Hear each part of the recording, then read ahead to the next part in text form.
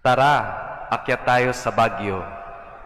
Ito lagi ang panya ng mga kaibigan natin kapag bakasyon. Tara, arat, punta tayo sa Baguio. Umakyat tayo. Lalo na ngayon at papalapit na ang summer, mukhang mag-aanyayahan ng mga kaibigan at magpapamilya. Tara, mag-hiking tayo. Kapag naririnig natin ito, hindi natin maiiwasang maging masaya, excited, at game na game sa pupuntahan natin. At siguro ganito din ang pakiramdam din ng 3 disipulo ni Jesus nung sinabihan sila na umakyat sa bundok, sa Mount Tabor. Pero hindi ito yung ordinaryong hiking lang. Hindi ito yung basta-basta na pag-akyat sa bundok at mag-sightseeing lang. What happened? Jesus Christ was transfigured before them. Sa Tagalog, ito ang pagbabagong anyo ni Jesus na ipinapamalas ang pagkadiyos niya sa kanyang mga disipulo. Our gospel for today proclaims the transfiguration of our Lord. At ano ang dahilan ng pagbabagong anyo ni Jesus? What is the purpose of Jesus' transfiguration? The gospel account prepares on what will happen in the Calvary.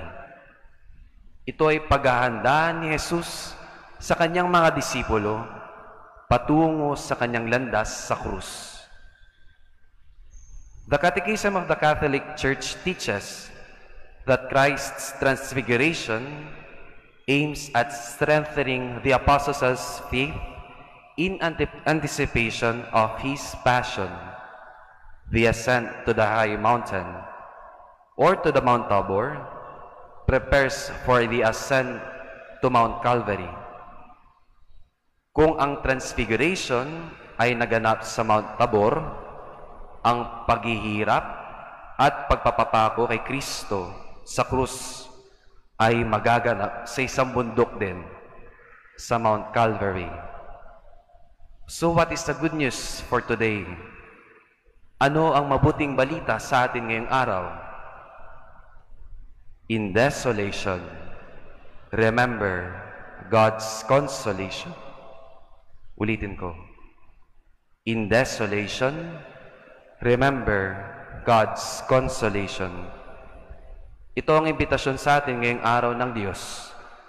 Sa kalungkutan, sa kahirapan, sa sakit o problema, ialala lagi natin ang mga biyayang natanggap natin sa ating Diyos. Jesus reveals to His disciples His totality of His divine nature, His identity as God. Ipinamalas ni Jesus ang pagkadiyos niya sa kanyang mga disipulo upang bigyan sila ng lakas ng loob sa mga susunod na mangyayari, lalo na sa landas ng krus. This implies that Jesus desires to strengthen His disciples in the path of suffering. Despite the reality that He will undergo the suffering, Jesus Christ is still God, na kahit masaktan, maghihirap, at mamatay sa krus, si Jesus ay Diyos, at dapat ang mga disipulo ay wala silang dapat na ikatakot o ikabahala. For this, transfiguration prepares us to see God's saving action in the horror of the cross. Transfiguration not only points to the passion and death of Jesus, but it is also pointing on the way to that glorification, the glory of His resurrection. Kaya ano ang pananyaya sa atin? Na huwag tayong matakot kapag dumadaan tayo sa paghihirap at pagsusubok sa buhay.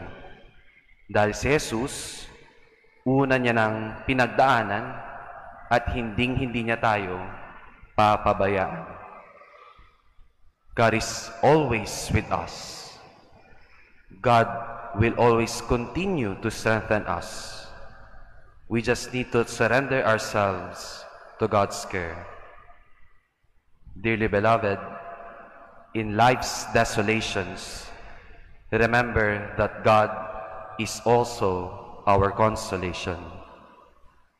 Now in silence we pray.